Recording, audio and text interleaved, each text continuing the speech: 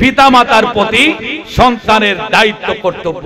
আল্লাহ যেন আমাকে দ্বিতীয় পয়েন্টে আলোচনা করার তৌফিক দেন, আমরা বলি আমিন। প্রিয় সুদী, এই প্রসঙ্গে আমার আল্লাহ কালামে পাকের 22 নম্বর আয়াতে বলেন, وَقَضَى رَبُّكَ أَلَّا تَعْبُدُوا إِلَّا إِيَّاهُ।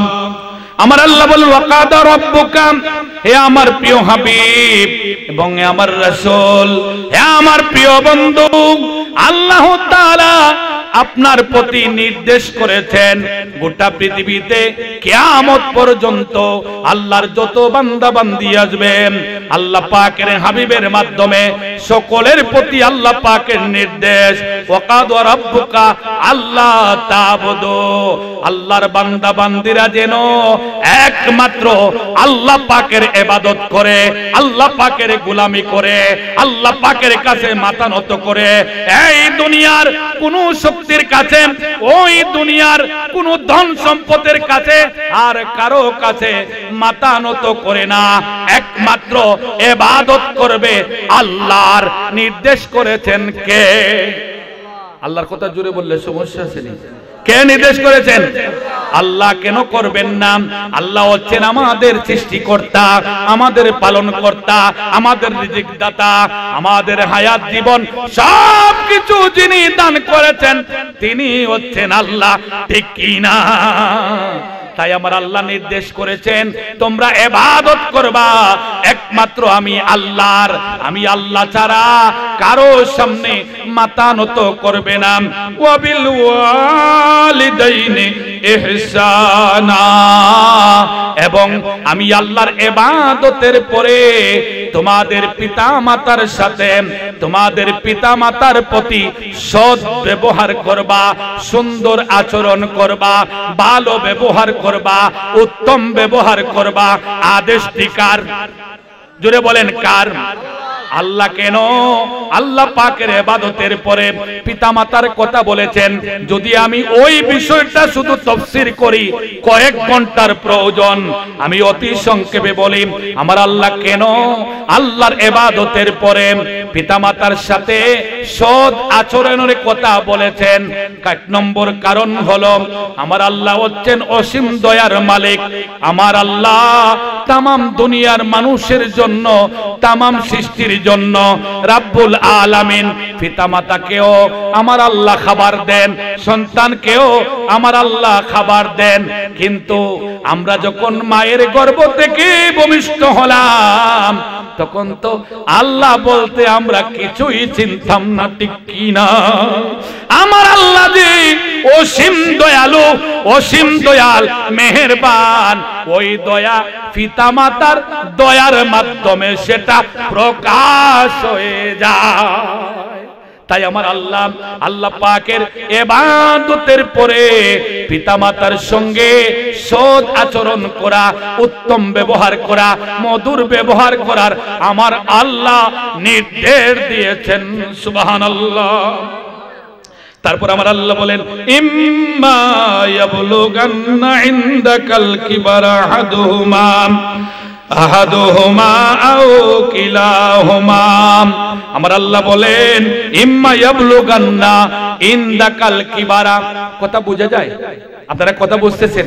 আমার আল্লাহ বলতেছেন দ্বিতীয় পয়েন্টে, হে আমার বান্দা বান্দি, এ যুবক যুবতী, কিবারা মানে বার্ধক্য, কিবারা মানে বৃদ্ধ বৃদ্ধা। তোমাদের পিতামাতার মধ্যে যদি কেহ বৃদ্ধ অবস্থায় তোমাদের কাছে পৌঁছে, আহাদুহুমা একজন, আও কিলাহুমা উভয়জন, পিতামাতার মধ্যে একজন অথবা উভয়জন বার্ধক্য অবস্থায় বেঁচে থাকেন, ও আমার বান্দা, ও আমার বান্দি, যুবক যুবতী, আমার আল্লাহ পাকের কুদরতের ওয়াজ, আমার আল্লাহর কুদরতের নসিহত। আমার আল্লাহ কি বলছেন? আও কিলাহুমা ফালা তাকুল্লাহুমা উফিন ওয়ালা তানহারহুমা। এখানে উফ শব্দটি আমার আল্লাহ উল্লেখ করেছেন।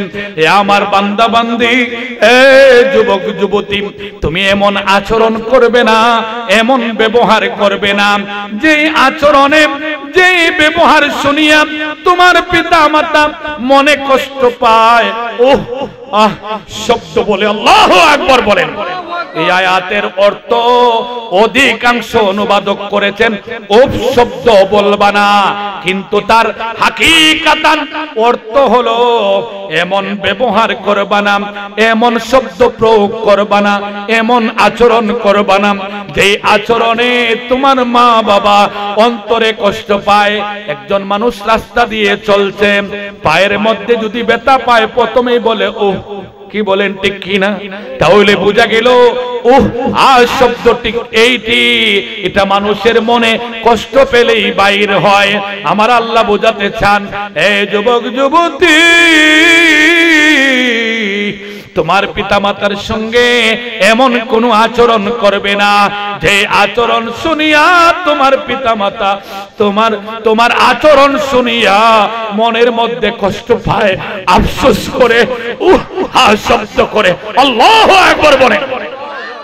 প্রিয় সুধী, তারপর আমার আল্লাহ তৃতীয় পয়েন্টে বলেন ওয়ালা তানহারহুমা, তোমরা তাদেরকে ধমক দিবা না, খরখশ ভাষায় তাদের সঙ্গে কথা বলবা না, শব্দগুলি কঠিন সুরে বলবা না, তোমরা তাদের সামনে কি করবা না, ধমক দিয়ে কথা বলবা না, উচ্চ সুরে কথা বলবা না।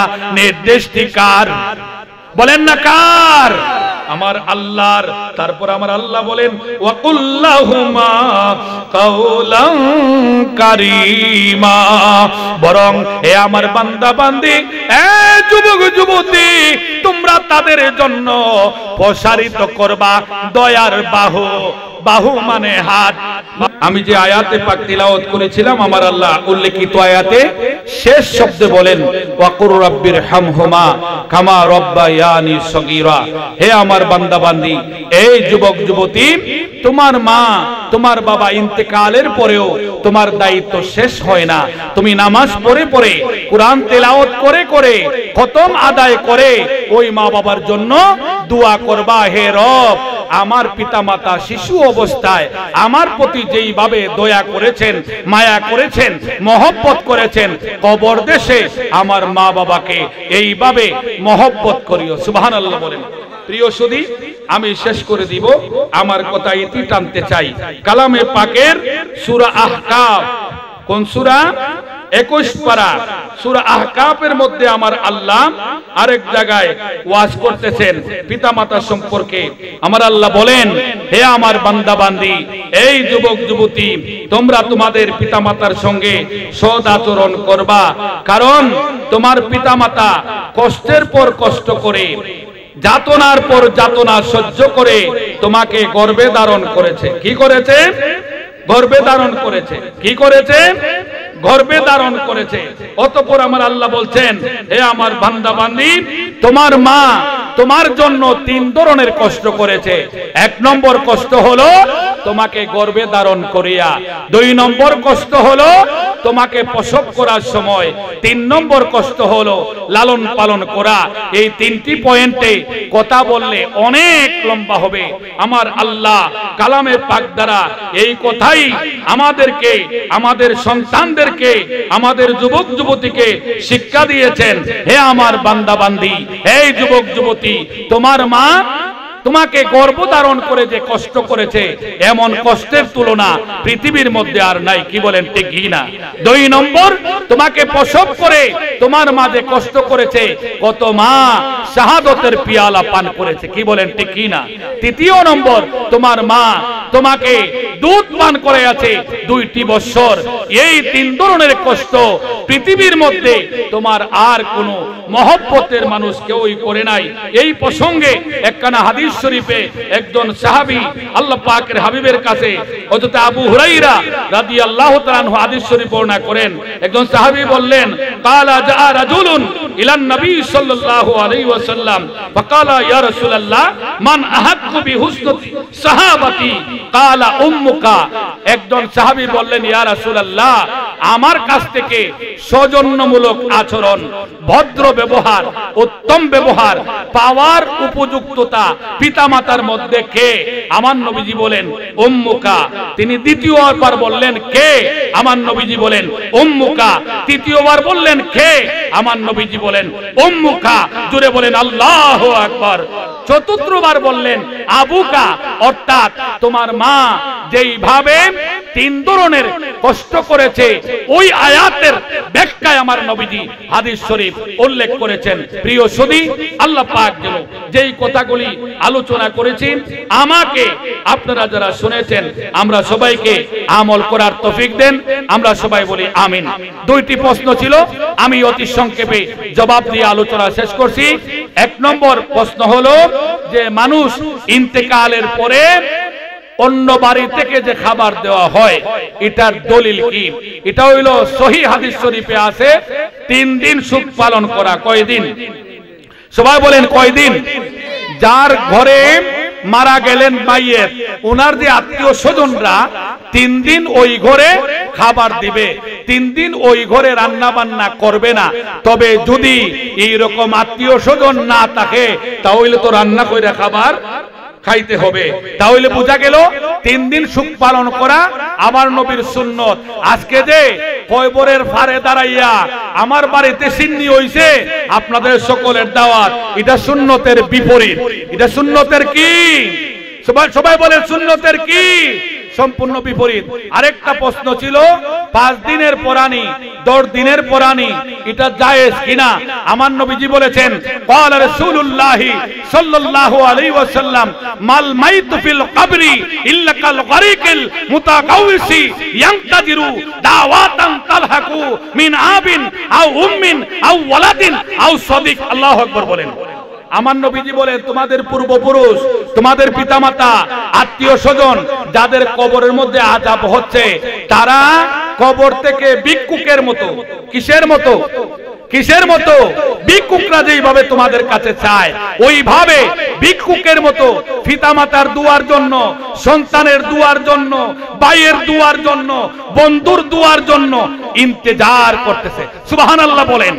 আর তাদের পক্ষ থেকে যখন দোয়া করা হয় আমার নবীজি বলেছেন রুহু এত খুশি হয় গোটা পৃথিবী হাতের তালুতে উঠাইয়া দিলেও এত খুশি হতো না। সুবহানাল্লাহ বলেন।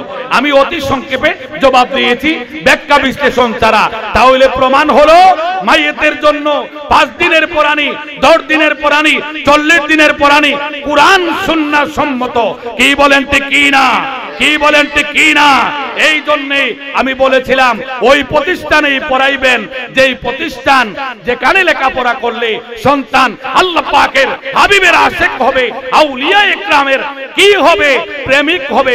আল্লাহ পাক যেন আমাকে আপনারা যারা শুনেছেন আমরা সবাইকে আমল করার তৌফিক দেন। আমরা সবাই বলি আমিন। এই বলেই আমার অসমাপ্ত কথা এখানেই সমাপ্তি করলাম। ওমা আলাইনা ইল্লাল বালাগ।